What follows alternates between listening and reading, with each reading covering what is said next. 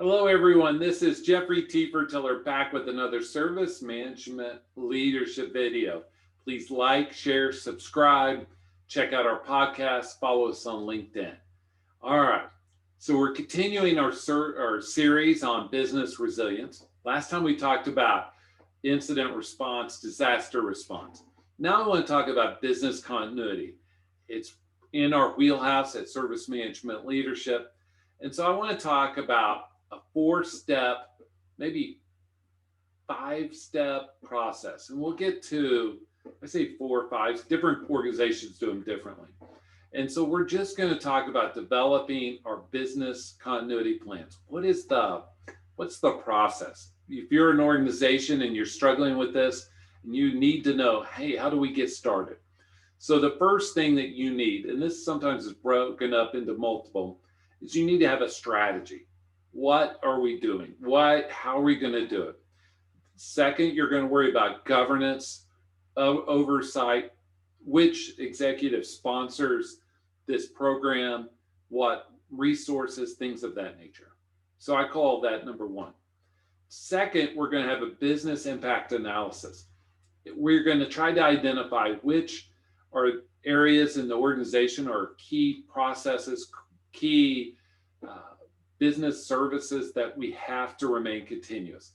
The BIA is nothing more than identifying, hey, we need to have A, B, and C remain continuous without any care for whatever type of event. If it's weather, we still have to have them. All the employees get the virus, we still have to have these be continuous. Technology breach, same thing. So it's identifying what the BIA is identifying, what do we have, what services, what processes must be remain continuous. And these are the core business ones, not the infrastructure. Those will cascade down. But at a very top end level, what do we need to do? If you're a bank, it's how do we service our customers? If it's healthcare, how do we, you're a hospital, how do we have patients come in? How do we keep the other ones alive? Things of that nature. And third, let's talk about a risk assessment. So if we know what has to remain continuous, our next step should be against what events. So we'll rate the impact times probability of each type of weather event against those specific processes. That's a mouthful, but let's talk it through. So if you're a bank and we have to be able to have retail walk-up customers or drive-through. That's a main business process for a bank. And okay, what type of event? Let's talk robbery. I don't really like talking about bad events.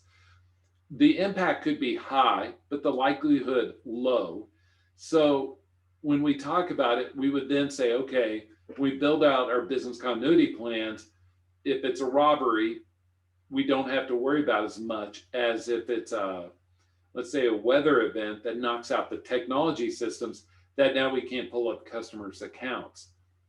That's way more impactful over the long run than is the robbery. And so the risk assessment helps us to line up all these types of events next to each other. So when we build out our business continuity plans, we address the highest likelihood times the biggest impact.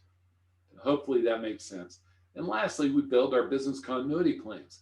And so we address 3 main areas in our business continuity plans. At least we do at Service Management Leadership. We address technology, the people aspect, in the location. And what's interesting is when COVID started in 2020, everybody saw it as a people issue. In reality, it was a location issue as people now moved home, right? I say moved home, they lived there, but instead of going to work, they went in the next room to work. And so now we have to worry about our technology and all these other new issues that are location based more than people. That was pretty in depth. And so if you have more questions, we'd love to answer them. And if your organization needs help on business continuity or service management, let me know, because service management leadership would love to help. And I hope you have a great